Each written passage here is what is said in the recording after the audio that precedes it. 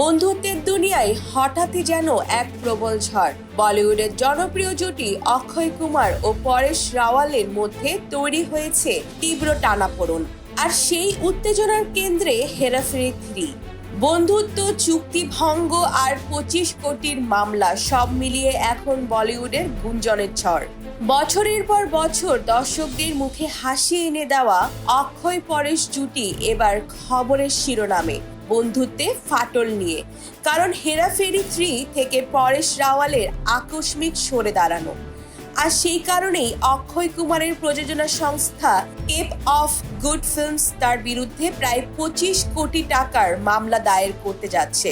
অভিযোগ, পরেশ রাওয়াল এই কমেডি ছবির জন্য চুক্তিবদ্ধ হয়েও শুটিং শুরু হওয়ার পর হঠাৎ সরে দাঁড়ান, যার ফলে প্রযোজনা সংস্থার বড় আর্থিক ক্ষতি হয়েছে। আইনি ভাষায় বলা হয়েছে এটি ছিল অপেশাদার সিদ্ধান্ত, তাই পাঠানো হয়েছে আইনি নোটিশ।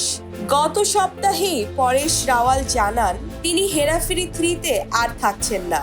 যদিও কোনো অর্থ বা মতবিরোধের কথা অস্বীকার করেন তিনি, বরং জানান কাজ করতে ভালো লাগছে না বলেই সিদ্ধান্ত। জানা গেছে ছবির পরিচালক বর্ষিয়ান প্রিয়দর্শন এবং প্রযোজক অক্ষয় নিজেই। ছবিতে অক্ষয়, সুনীল শেট্টি এবং পরেশ রাওয়াল এই জনপ্রিয় ত্রয়ীকে নিয়ে শুরু হয়েছিল শুটিং।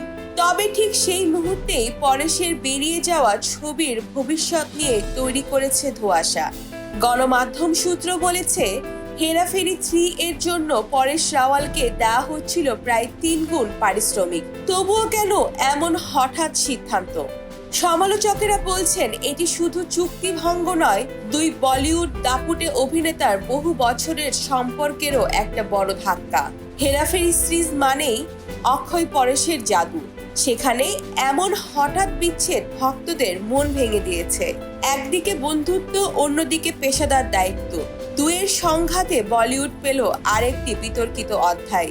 এবার দেখার আদালত কি সিদ্ধান্ত নেয়, আর ভক্তরা কি আবারও দেখতে পাবে তাদের প্রিয় বাবুরাও, রাজু জুটিকে একসাথে।